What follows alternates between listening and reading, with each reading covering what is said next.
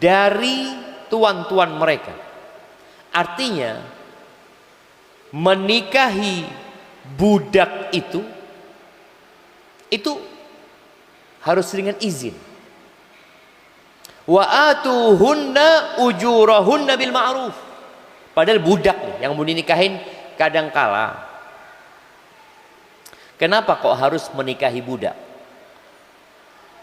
Kenapa tidak menikahi wanita merdeka di masa lalu ya? Beli budak nggak bisa, menikah dengan orang merdeka nggak mampu. Akhirnya menikah dengan budak. Allah mengatakan wa atuhunna ujurahunna bil ma'ruf. Berikan mahar-mahar mereka dengan cara yang ma'ruf, muhsanatin, dalam rangka menjaga kehormatan dirinya. Ghaira musafihatin, bukan wanita yang menjual dirinya. Dan ahibati fillah, kalau bicara kewajiban mahar ini menjadi sesuatu yang disepakati oleh para ulama. Walaupun wanita itu kaya, dia mengatakan, aduh saya nggak butuh mahar, yang penting kamu mau sama saya, ahlan wa sahlan, tetap wajib mahar itu. Dan tidak semua orang mampu untuk membayar mahar yang mahal. Bentar lagi kita akan bahas berapa sih nilai mahar yang harus diberikan. Sahal bin Sa'ad As-Sa'idi radhiyallahu taala anhu, dia meriwayatkan satu peristiwa tentang seorang wanita yang menghibahkan dirinya buat Nabi SAW. Kata Sahal, ja'at imra'atun ila Rasulillah sallallahu alaihi wasallam faqalat inni wahabtu min nafsi. Seorang wanita datang menjumpai Nabi alaihi salatu wasallam. Nabi sedang bersama para sahabatnya. Wanita ini mengatakan, aku menghibahkan diriku buat Nabi SAW. Di beberapa riwayat ada seorang sahabat yang menceritakan kepada putrinya, lalu mengatakan, putrinya berkata, ya Allah, kau nggak punya malu perempuan itu? Kata sahabat, enggak, dia menghibahkan dirinya kepada Sayyidul Bashar. Dia menghibahkan dirinya kepada makhluk yang paling dicintai Allah Azza wa Jalla. Kenapa malu untuk menjadi istri seorang Nabi? Faqamat tawilan. Perempuan ini berdiri cukup panjang. Nabi sepertinya sedang tidak ingin menikah. Ketika perempuan itu menunggu cukup lama dan tidak ada respon dari Rasulullah sallallahu alaihi wasallam, Nabi mungkin mau ngomong tidak, beliau mengatakan tidak ingin menikah, takut dengan perasaan wanita ini akan hancur. Kita lihat ada seorang sahabat yang ingin menyelamatkan wanita ini dan menyelamatkan kondisi Rasul sallallahu alaihi wasallam pada waktu itu. Maka laki-laki ini mengatakan, zawwijniha in lam takun laka biha hajah. Nikahkan aku dengan dia ya Rasulullah, kalau engkau enggak punya perlu sama dia.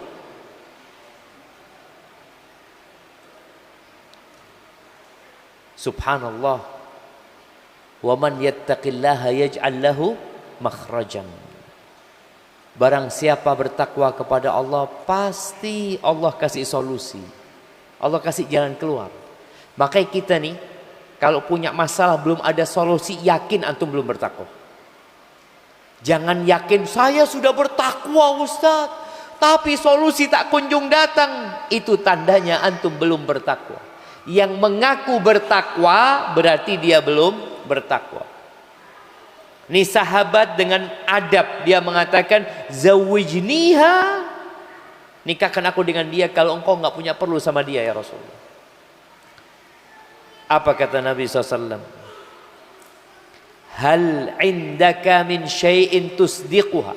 Engkau punya sesuatu untuk dibayarkan sebagai mahar buat dia? Apa kata sahabat ini? Ma indi illa izari. Aku nggak punya apa-apa kecuali sarungku. Bayangkan sahabat ini nggak pakai apa-apa di atasnya, nggak pakai baju. Supaya antum tahu bagaimana susahnya hidupnya para sahabat. Mereka sholatnya pakai sarung doang sudah, nggak punya dia selendang. Sahabat ini mengatakan ma indi illa izari. Lu gimana dia hidup ya Ustaz? Bagaimana dia makan? Kita tahu ya, sabda Nabi sallallahu alaihi wasallam, "Lau annakum tawakkaluna 'ala Allahi haqqa tawakkulihi la razaqakum kama yarzuqut tayr." Kalau kalian bertawakal kepada Allah dengan sebenar-benarnya tawakal, pasti Allah ngasih rezeki kalian seperti ngasih rezeki kepada burung. Burung itu nggak pernah punya simpanan makanan. Burung itu tidak pernah punya tabungan. Burung itu salah satu makhluk Allah yang tidak seperti semut. Semut masih menyimpan. Iya, ada banyak binatang masih menyimpan. Burung enggak. Dia punya rumah kecil. Kadangkala di rumah itu dia punya keluarga. Ada beberapa anak dia di situ. Dia nggak tahu besok makan apa. Anaknya besok makan apa? Wallahu alam. Gimana kalau besok hujan deras, mendung, engkau nggak bisa keluar rumah? Tawakkaltu 'ala Allah. Tapi yang jelas burung itu keluar lapar, pulang kenyang. Ini sahabat nggak punya apa-apa, illa izar. Apa kata Nabi SAW? In a'taitaha iyahu jalasta la izara laka. Loh, kalau engkau jadikan sarungmu sebagai mahar, engkau gimana keluar rumah? Gak punya apa-apa siapa? Diam sahabat ini. Lalu Nabi mengatakan iltamis walau khataman min hadid sallallahu alaihi wasallam. Engkau cari sana walaupun cincin dari besi. Artinya sesuatu yang nggak ada harganya. Orang bikin cincin dari besi, apalagi masa lalu ada pandai besi ya. Kalau sekarang ini cincin dari besi, mungkin antum lihat potongannya di tukang las itu pakai baut dipakai cincin dari besi. Suruh cari walaupun cincin dari besi. Pulang dia berusaha, tapi ternyata nggak dapat apa-apa. Dia datang lagi mengatakan kepada Nabi SAW, nggak ada ya Rasul, nggak ada apa-apa di tempat tinggal dia. Ama'aka minal Qur'ani syai'. Engkau punya hafalan Quran? Tidak ditanya bisa baca Quran, tapi ditanya punya hafalan Quran. Karena pada masa itu yang bisa baca dan nulis itu jarang. Para sahabat rata-rata menghafal Quran tanpa bisa membaca. Qala na'am, iya, aku suratu kadza wa kadza. Dia sebutkan aku hafal surat ini, aku hafal surat ini, aku hafal surat ini. Apa kata Nabi SAW? Zawwajnakaha bima ma'aka minal Quran. Kami nikahkan engkau dengan hafalan Quran yang ada pada dirimu untuk diajarkan kepada istri. Ini menjadi dalil yang kuat bahwasanya mahar itu wajib. Kalau tidak wajib, ya sahabat ini adalah orang yang paling pantas untuk dimaafkan, nggak pakai mahar nikahnya. Nggak ada, tetap harus pakai mahar. Yang akhirnya dia dinikahkan dengan hafalan Quran dia. Dan para ulama ijma ya bahwasanya mahar itu sebuah kewajiban. Berapa mahar itu? Kita kadangkala dihebohkan dengan berita seorang wanita yang dikasih mahar, mobil mewah, rumah, perhiasan, 1 kilo emas. Nggak banyak 1 kilo emas ya. Ternyata memang nggak ada batasan. Banyaknya itu berapa? Mungkinkah mahar 1 triliun? Nggak apa-apa. Ya kalau ada seorang wanita yang mungkin Allah berikan kelebihan kepada dia. Dia cantik, anak bangsawan, hafal Al-Quran, hafal kutub sittah. Antum mau melamar perempuan itu? Bapaknya mengatakan, iya nggak apa-apa. Berapa maharnya? Nggak usah banyak-banyak lah. 100 pedati emas. Mau? Aduh nggak mampu, cari yang lain. Wah ini zalim orang tua ini.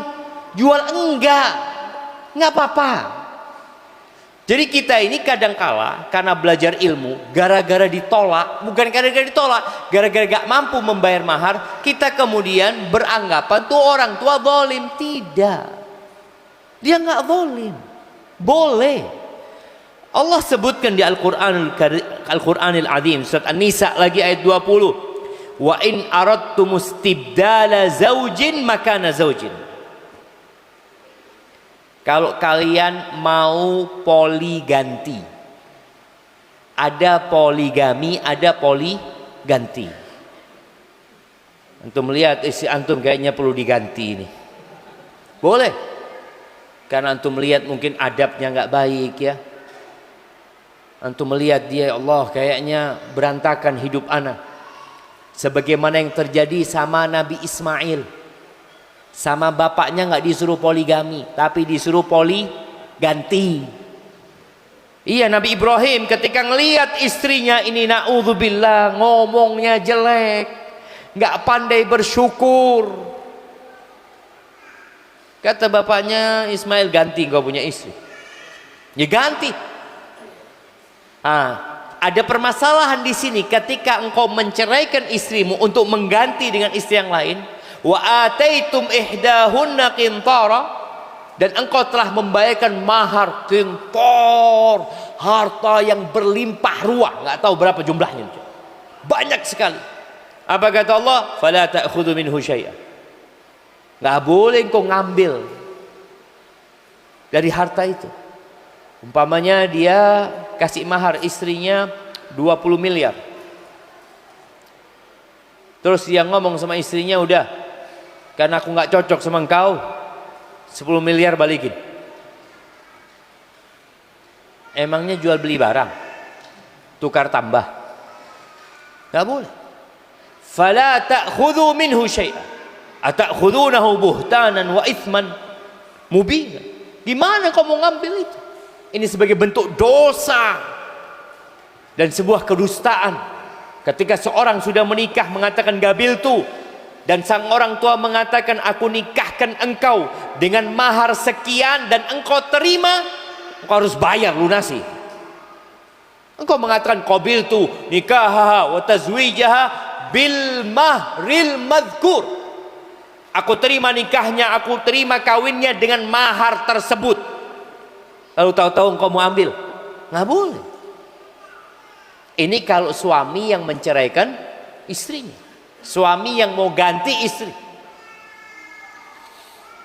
Nah, ini menunjukkan nggak ada batasan berapa mahar yang diberikan.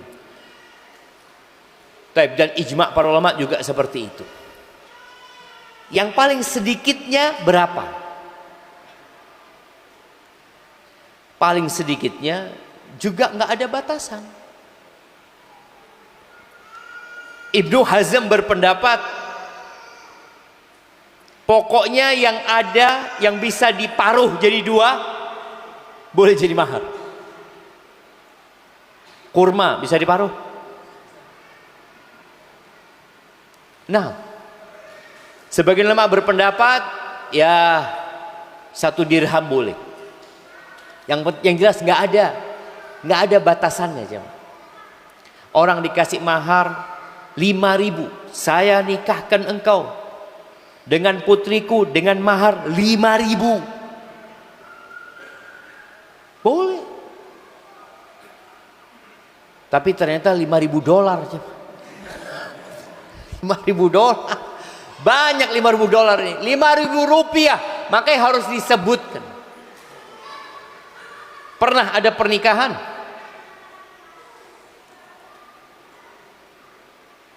mudinnya itu, penghulunya itu yang menikahkan. Anak ingat, maharnya itu disebutkan real, bukan rupiah. Bayangin ya, kalau dengan mahar 100.000 real, salah ngomong. Kalau mengatakannya, oh afwan, gak mampu saya. 100.000 real berapa? 400 juta aja, Pak. 400 juta, jual mobil, jual rumah, belum lunas dia itu. Jadi nggak ada ketentuan berapa sedikitnya. Cuma di sini Ana akan ingatkan bahwasanya kita dianjurkan itu untuk tidak mahal-mahal maharnya. Rasulullah sallallahu alaihi wasallam bersabda, khairun nikah aisaruhu, dalam hadis riwayat Ibnu Hibban. Sebaik-baiknya pernikahan itu yang paling ringan, yang paling mudah, nggak ruwet. Karena ada pernikahan yang ruwet.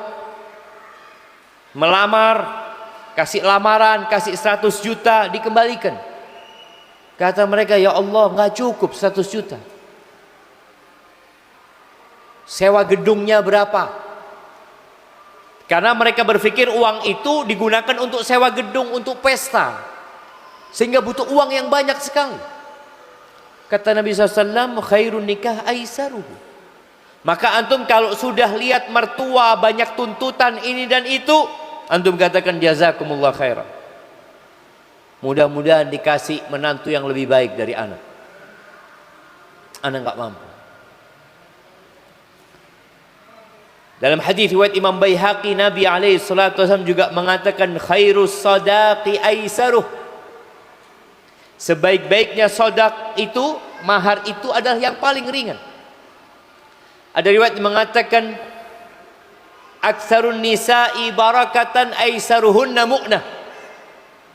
Perempuan yang paling berkah itu yang paling ringan biayanya.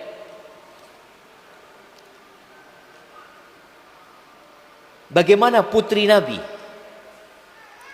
Bagaimana istri-istri Nabi? Jemaah, kita akan dihadapkan dengan jumlah mahar yang di masa itu adalah kecil, tapi di masa kita adalah besar. Kalau mau mencontoh putri Nabi SAW, Fatimah, ketika dinikahi sama Ali bin Abi Thalib, Ali mengatakan, tazawwajtu Fatimah radhiyallahu anha faqultu ya Rasulullah ibni bi. Ya Rasulullah, izinkan aku untuk kumpul sama istriku. Kata Nabi SAW, a'tiha syai'an. Jadi mahar itu bisa disebutkan, bisa tidak disebutkan ketika akad nikah. Kalau tidak disebutkan, pas mau kumpul ya harus dikasih maharnya sesuai dengan berapa mahar orang seperti itu. Jadi ada mahrul mithil. Ya umpamanya pasarannya di Jember berapa? Berapa di Jember? Beda. Jember sama Bondoso berbeda. Jember sama Surabaya berbeda. Jember sama Jakarta berbeda. Jember sama Makassar berbeda. Beda jemaah. Ketika Ali mau kumpul sama istrinya, kata Nabi SAW, fa'tiha syai'an. Kasih dia sesuatu, engkau mau kumpul sama dia. Apa kata Ali? Ma indi min syai'. Aku nggak punya apa-apa. Nggak ada. Nggak punya sesuatu pun. Apa kata Nabi SAW? Aina dir'ukal hutamiyah. Mana baju besimu? Al-hutamiyah. Yang didapat ketika perang Badar. Qultu hiya indi. Ada kalau itu. Kalau baju besi ada. Kata Nabi SAW, fa'atiha iya. Udah kasihkan. Bayangkan. Maharnya apa? Baju besi. Tapi baju besi itu bisa dijual gitu loh. Ada nilainya. Kemudian Umar bin Khattab radhiyallahu taala anhu. Beliau pernah ceramah menyampaikan kepada sahabat-sahabat, kepada para tabi'in ketika beliau menjadi khalifah. Beliau mengatakan la tughalu sadaqan nisa. Kalian jangan mahal-mahalan untuk urusan maharnya wanita. Karena ada orang yang buat berbangga-banggaan jemaah. Ditanya lamarannya, berapa maharnya? Mamanya 50 juta. Oh, cuma 50 juta.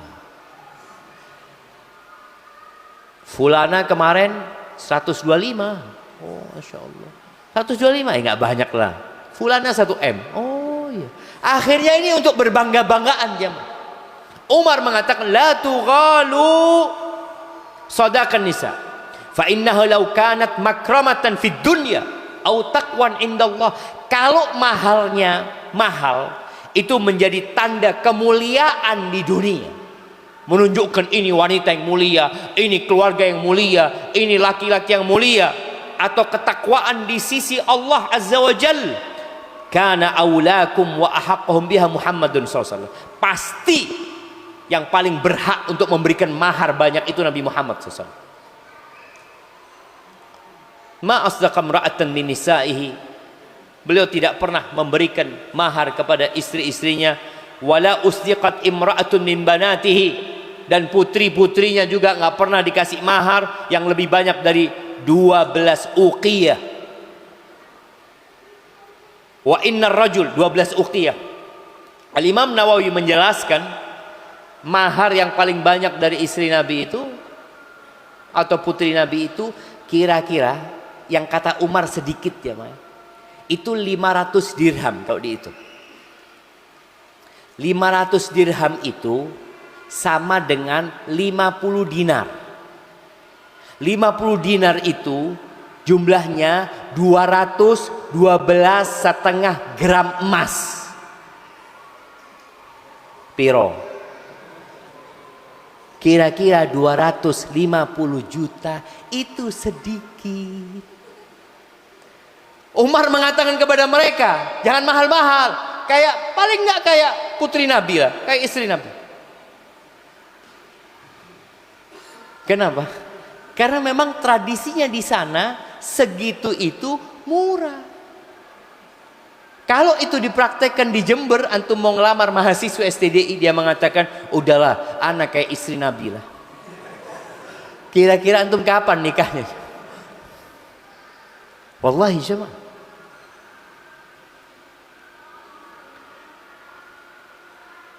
Kembali kepada ucapan Umar. Dia mengatakan, wa innar rajula la yuthaqilu sadaqata imra'atih hatta yakuna laha adawatun fi nafsi. Dan sesungguhnya ada seorang lelaki yang dibebani mahar yang memberatkan dia sampai dalam diri lelaki ini ada permusuhan kepada istrinya. Dia mengatakan kepada istrinya, kulliftu ilaika alaqal qirbah. Aku itu bayar maharmu, waduh semuanya habis sudah.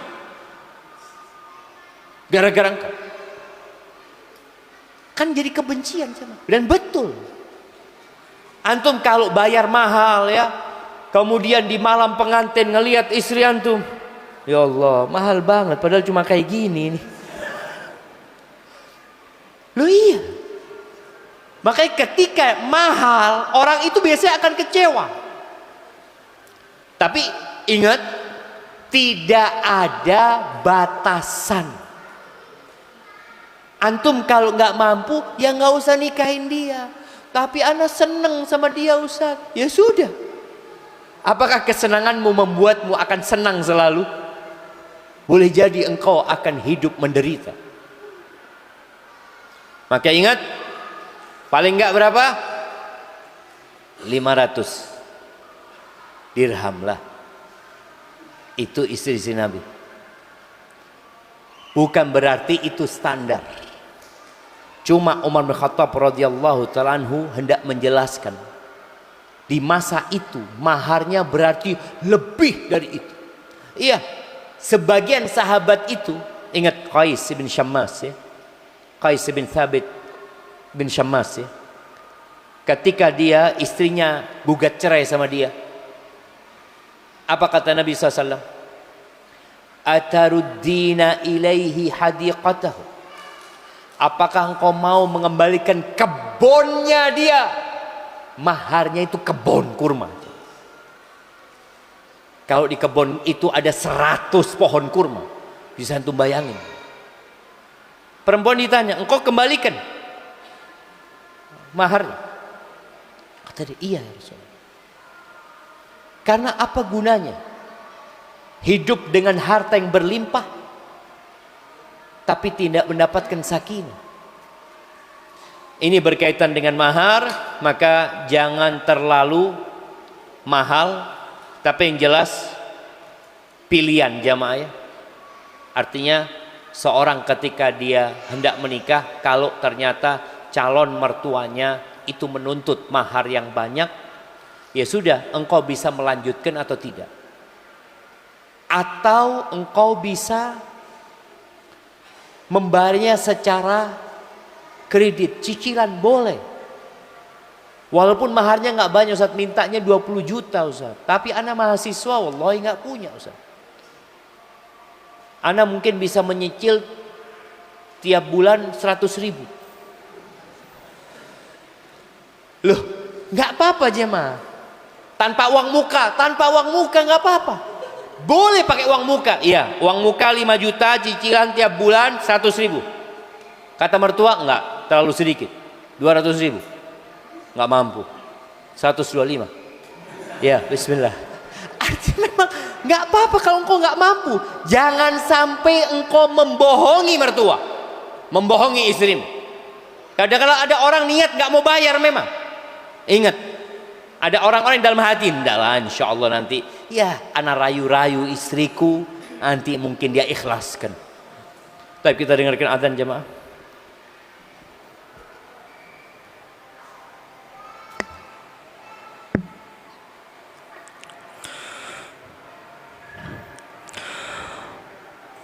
Allahu Akbar,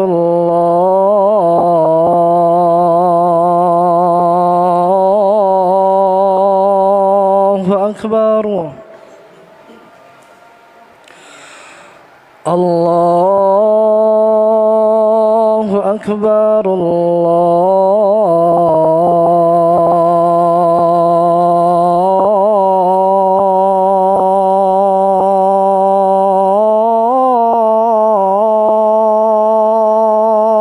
Akbar. Asyhadu an la ilaha illallah.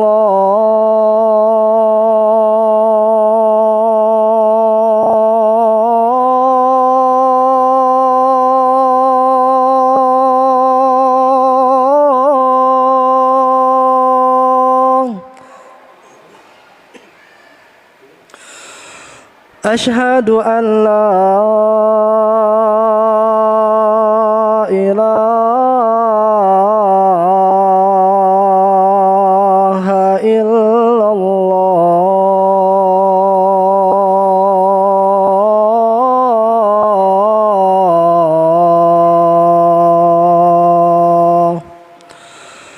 Asyhadu anna Muhammadan رسول الله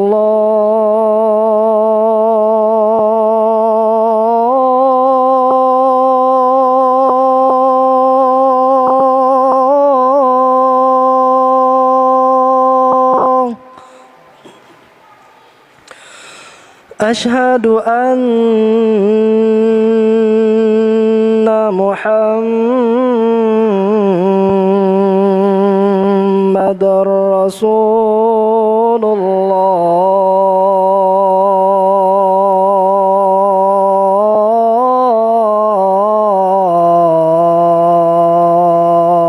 الله حي على الصلاة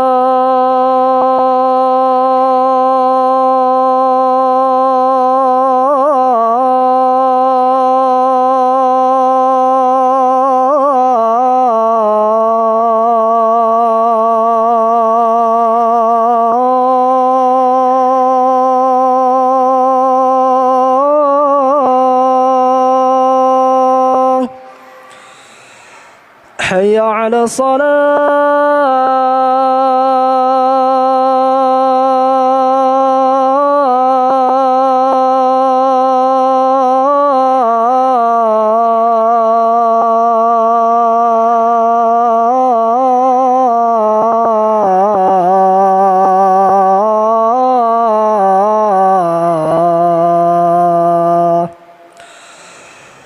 حي على الفلاح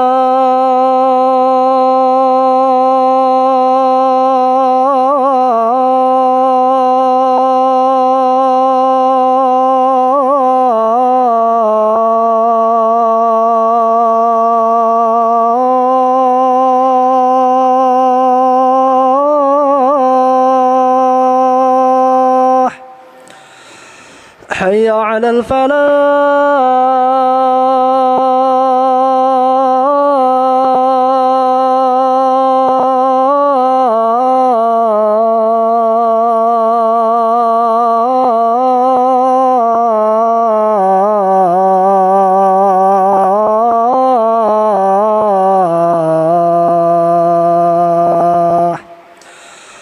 الله أكبر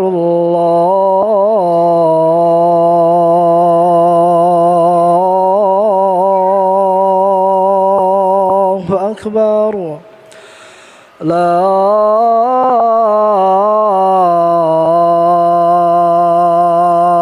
إله إلا الله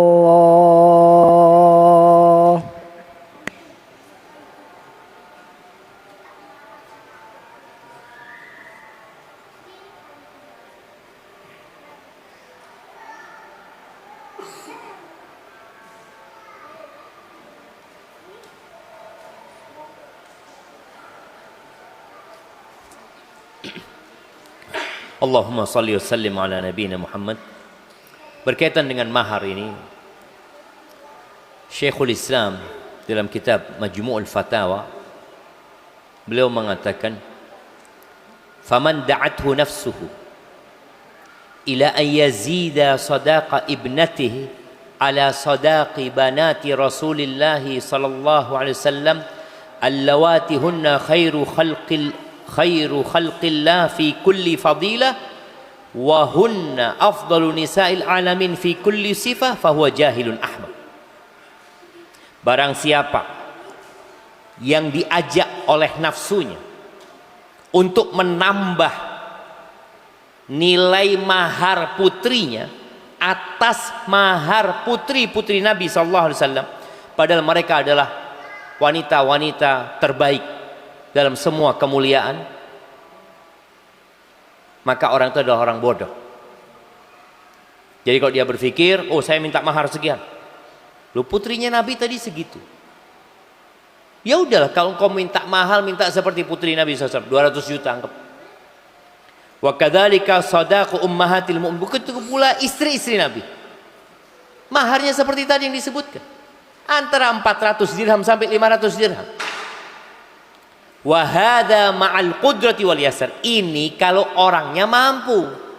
Artinya kalau calon suaminya itu orang yang mampu, udah nggak usah mahal-mahal, paling nggak seperti itu.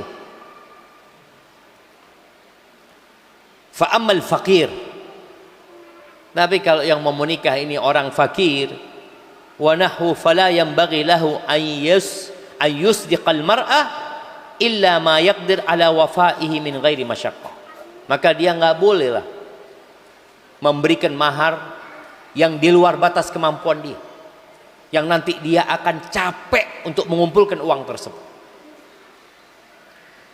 Intinya pernikahan itu bukan dalam rangka memperkaya diri, tapi pernikahan itu dalam rangka membangun rumah tangga untuk mendapatkan sakinah, mawaddah dan rahmah. Tapi di sini ada beberapa pertanyaan, mungkin ada yang bisa Anda jawab.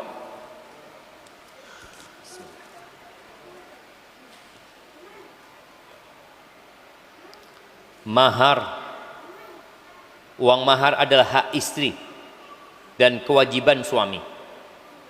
Tapi setelah menikah, uang mahar digunakan untuk usaha bersama. Bagaimana pembagian atau hukumnya? Ya tinggal mengikuti kesepakatan. Kalau memang sang istri memberikan maharnya untuk jadi modal, berarti modalnya dari istri, suami yang bekerja. Sistemnya seperti apa? Mau bagi hasil 50-50, tafadhol. Tapi yang jelas modalnya tetap full dari istri, karena maharnya milik istri, bukan milik suami. Kalau istri ikut bekerja, ya nanti ikut kesepakatannya seperti apa? Ada gaji dan ada bagi hasil, umpamanya nantinya seperti itu. Yang kedua, di pertemuan sebelumnya, pembahasan pernikahan dengan ahlul kitab yang taat waktu itu. Pada zaman sekarang apakah masih ada ahlul kitab? Iya, masih ada. Ya, ahlul kitab itu orang Nasara dan orang Yahudi. Dari sejak zaman Nabi Muhammad alaihi salatu wassalam, yang disebut ahlul kitab itu yang sudah menyimpang. Kalau yang nggak menyimpang akan masuk Islam. Makanya antum kalau baca di Al-Quran, Allah mengatakan laqad kafaral ladzina qalu innallaha tsalitsu tsalatsah. Telah kafir orang yang mengatakan Allah itu yang ketiga dari Tuhan yang tiga itu. Mereka sejak dulu sudah keyakinannya nggak benar. Yahudi pun seperti itu. Wa qalatil yahudu Uzair ibnullah. Orang-orang Yahudi mengatakan Uzair adalah anaknya Allah. Ta'ala Allah amma yaquluna qaulan azima. Iya. Jadi ahlul kitab itu ya masih ada sampai hari ini. Tapi hati-hati. Karena ada orang yang mengaku Nasrani, mengaku Yahudi, tapi sejatinya dia sudah ateis, sudah nggak percaya dengan agama. Sebagaimana ada Muslim mungkin yang sebenarnya dia udah nggak percaya sama Islam juga gitu. Pada kegiatan seminar STDI kemarin, Masya Allah, ini bener ini ngaji bener. Jadi dia datang kajian, dia catat. Yang nggak paham dia tulis, dia tanyakan. Pada kegiatan seminar STDI kemarin, syariat pernikahan datang untuk mengangkat posisi wanita, di mana bangsa Arab pada waktu itu patriarki. Iya, patriarki. Bagaimana di Indonesia sama sudut pandang patriarki dalam pernikahan? Maksudnya patriarki ini apa? Lelaki berkuasa gitu atas wanita. Islam mengatur di mana para lelaki engkau jadi suami tapi engkau punya kewajiban. Disinilah ketika Allah mewajibkan para lelaki untuk memberikan nafkah, untuk menggauli wanita dengan cara yang baik, wa ashiruhunna bil ma'ruf, untuk memaklumi kekurangan wanita. Islam datang untuk memberikan penjelasan kepada kaum laki-laki bahwa wanita itu nggak sempurna, wanita itu kurang. Kalian punya kewajiban memaklumi kekurangan mereka. Ketika para lelaki menikah tanpa basic agama, maka kebanyakan nanti akan terjadi kezaliman.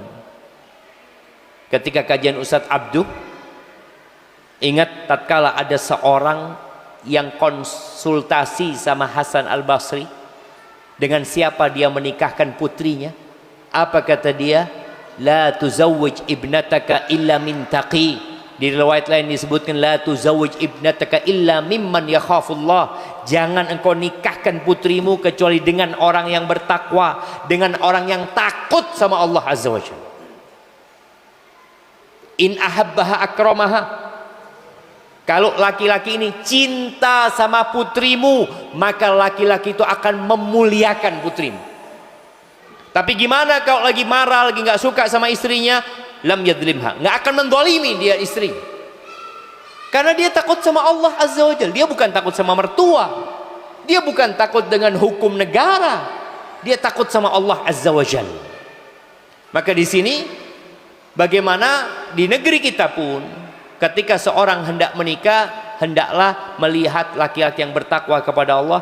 Karena terus terang Islam memuliakan wanita. Wanita dalam Islam boleh gugat cerai ketika suaminya zalim. Boleh. Bukan berarti dalam Islam, oh nggak bisa, engkau pernikahannya sampai mati, nggak ada cerai. Sebagaimana di beberapa ajaran agama ada yang seperti itu. Orang itu nggak bisa cerai. Ada dalam salah satu negara jamaah yang melarang penduduknya cerai. Akhirnya majelis senat mereka bermusyawarah rapat lagi, subhanallah, diputuskan perceraian, dibuka. Satu hari yang daftar cerai 17.000. Mereka sebenarnya udah nggak ada lagi hubungan suami istri. Sang suami sudah punya wanita lain, sang istri punya laki-laki lain. Tapi secara hukum negara nggak boleh cerai. Jadi buku nikah sekali udah.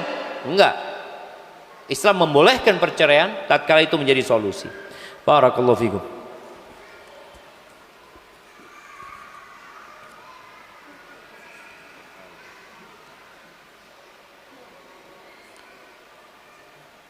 Assalamualaikum Ustaz, izin bertanya. Bagaimana apabila seorang suami berhutang emas atau perhiasan kepada sang istri sebelum bercerai? Bahkan ternyata setelah perceraian terjadi baru diketahui bahwasanya dia berhutang dengan orang lain mengatasnamakan sang istri. Na'udzubillah jamaah. Bahkan sang anak pun tidak pernah dinafkahi sejak lahir. Dan ketika ditagih justru marah-marah. Serta bagaimana apabila mantan suami dulu pernah tega menipu sang istri ketika salah satu anaknya sedang sakit di rumah sakit, yang kondisi sang istri itu dalam keadaan susah, dan meminta tolong untuk dibelikan obat sang anak karena itu uang satu-satunya. Itu pun bukan dari mantan suami, melainkan bantuan dari beberapa saudara yang malah dibawa kabur. Apakah hal tersebut termasuk kezaliman suami terhadap istri Ustaz? Mohon nasihatnya dan cara menyikapi hal tersebut. Allahu Akbar jemaah. Makanya hati-hati cari suami. Jangan ngelihat wajahnya, Allah Masya Allah, ngelihat ikut kajian tiap Rebo, kayaknya orang baik ini. Kalau ikut kajian semuanya baik.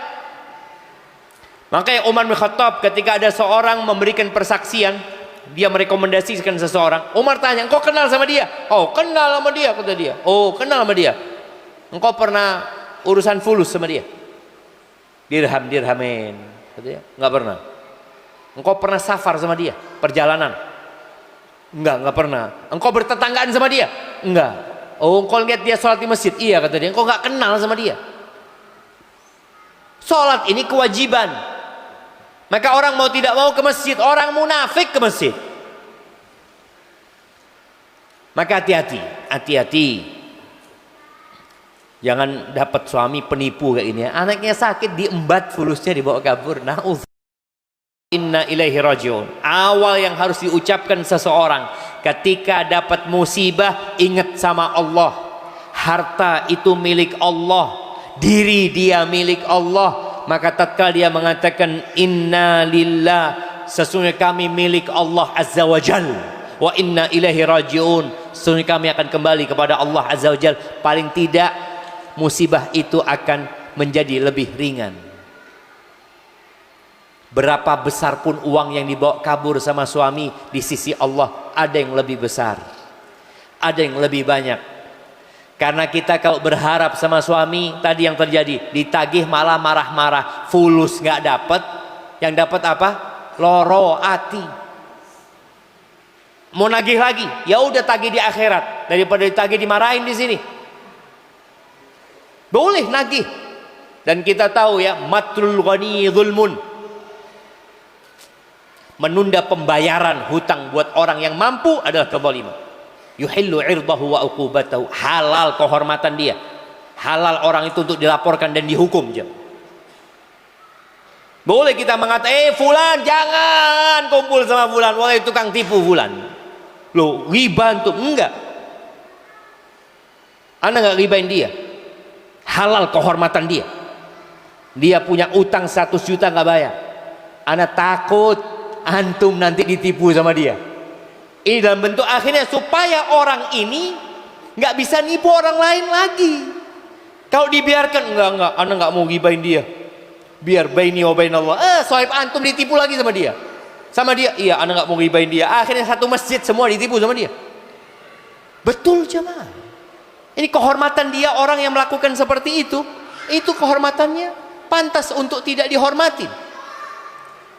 Maka di antara ghibah yang diperbolehkan adalah dalam rangka muhadzir, memperingatkan orang jangan muamalah sama fulan. Seperti itu. Anti bersabar, dan tadi jangan nagih utang dari orang yang hanya akan membuat sakit hati.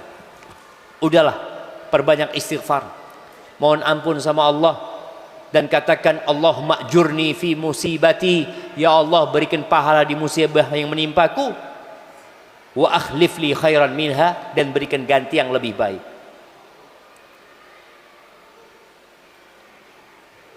Di masjid sekitar rumah saya ada program umroh yang diberikan melalui undian pada orang-orang yang melakukan sholat subuh berjamaah di masjid tersebut. Setiap habis sholat harus menyerahkan kartu yang sudah diberikan untuk mendapatkan stempel. Bahkan program undian tersebut ditempel melalui pamflet yang disebar di berbagai tempat. Sementara masjid tersebut dalam keadaan pembangunan yang belum selesai dan masih kekurangan dana, Ustaz. Pertanyaan saya, apakah boleh melakukan umroh dari hasil undian tersebut, serta bagaimana tanggapan Ustaz tentang hal tersebut? Mohon nasihatnya, Ustaz. Iya, sejak 1445 tahun yang lalu Nabi SAW mengatakan tentang orang-orang munafik, sholat yang paling berat buat orang munafik itu apa? Subuh dan isya. Kalau mereka tahu di masjid itu ada pembagian daging yang ada tulangnya, yang nggak terlalu mahal lah, pasti mereka datang walaupun merangkak jemaah. Dan kayaknya dipraktekkan sekarang. Disiapkan daging, disiapkan fulus untuk berangkat umrah. Wallahu a'lam ya. Kalau tujuannya untuk memotivasi mereka agar sholat berjamaah di masjid, sholat subuh, seharusnya enggak sebenarnya sih. Tidak dimotivasi dengan harta, karena ini merupakan sebuah kewajiban. Tapi mungkin tadi motivasinya sebenarnya bukan harta, motivasinya untuk berangkat umroh, akan diberikan kepada mereka yang rutin sholat subuh di masjid. Wallahu a'lam bishawab. Mungkin bisa tanyakan kepada ustadz yang lainnya. Tapi yang jelas tadi, pakai uangnya siapa dia memberangkatkan umroh, itu juga perlu ditanyakan. Jangan sampai pakai uangnya masjid, karena orang nyumbang bukan buat berangkat umroh, buat bangun masjid. Akhirnya jangan sampai masjid nggak jadi-jadi karena uangnya berangkatkan umroh fulan ya. Hadza wallahu a'lam bishawab. Bagaimana seorang anak Hukum seorang anak mengakali, membodohi orang tuanya yang sayang terhadapnya. Syukran Ustaz. Ini kayaknya mahasiswa ya. Dia, ya ada tukang tipu ya, yang dia melaporkan kepada orang tua nilainya dia, padahal bukan itu nilainya dia. Orang tua, Masya Allah nak, IP kamu bagus banget nak, fulus kirim buat anaknya. Nah, orang-orang seperti adalah anak-anak yang berkhianat. Orang tuanya capek, lelah mengumpulkan harta, di sini dia bermain-main. Ya, hendaklah bertobat kepada Allah Azza wa Jalla. Memang orang tuanya nggak tahu, tapi kita tahu tidak ada dosa. Tidak ada dosa yang lebih pantas hukumannya disegerakan di dunia, plus nanti yang disisakan di akhirat, daripada kezaliman dan durhaka sama orang tuanya. Jamaah, kayaknya ini pekan depan aja jamaah ya. Ana cukupkan sampai di sini. Subhanakallahumma bihamdika asyhadu an la ilaha illa anta astaghfiruka wa atubu ilaik. Assalamualaikum warahmatullahi